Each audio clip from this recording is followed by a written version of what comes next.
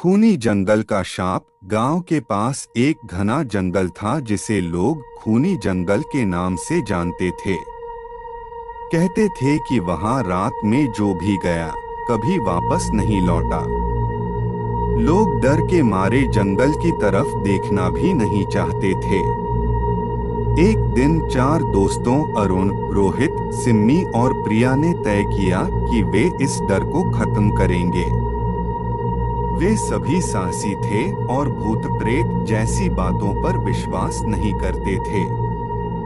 उन्होंने अपने बैग में टॉर्च, खाने पीने का सामान और एक छोटी सी कुल्हाड़ी रखी और रात को जंगल की ओर निकल पड़े।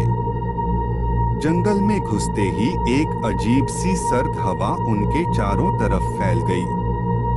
पेड़ों की शाखाएं अजीब अजीब आकृतियां बना रही थीं, जैसे कोई उन्हें घूर रहा हो। सिम्मी ने कहा, यहाँ वाकई कुछ अजीब है। शायद हमें वापस चलना चाहिए, लेकिन अरुण ने उसे मना कर दिया। जंगल के बीचों बीच पहुंचने पर उन्होंने देखा कि एक पुराना कुआं है। कुएं के पास एक टूटी हुई झोपड़ी थी। झोपड़ी के दरवाजे पर खून के निशान थे।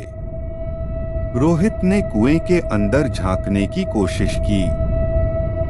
तभी उसे ऐसा लगा जैसे किसी ने उसका हाथ पकड़ लिया हो। वह जोर से चिल्लाया और पीछे हट गया।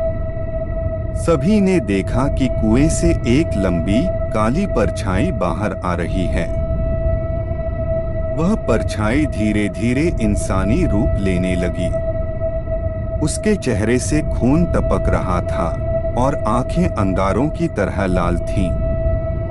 परछाई की कर्कश आवाज गूंजी, तुमने मेरी नींद क्यों खराब की? अब तुम सब मरोगे। चारों जान बचाने के लिए भागने लगे, लेकिन जंगल का रास्ता जैसे बदल चुका था। जहां से वे आए थे वहां अब घने पेड़ खड़े थे। आवाजें चारों तरफ से आने लगीं, किसी के चीखने की, हंसने की और कदमों की। भागते भागते सिम्मी गायब हो गई। प्रिया चिल्लाई, सिम्मी कहाँ हो? तभी उनके पीछे एक पेड़ से सिम्मी का खून से सना हुआ चेहरा झांक रहा था, लेकिन उसकी आंखों में अजीब सी शून्यता थी। अरुण और रोहित ने प्रिया को खींचा और भागते रहे। अंत में उन्हें झोपड़ी से बाहर का रास्ता मिला, लेकिन जैसे ही वे बाहर निकले उनके सामने वही काली परछाई खड़ी थी। परछाई ने अरुण को अपनी जकड़ में ले लिया और उसकी भयानक चीख जंगल में गूंज उठी। अगली सुबह गांव वालों को जंगल के बाहर केवल प्रिया मिली।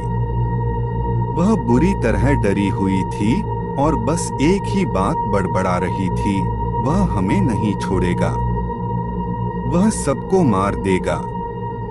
कहते हैं उस दिन के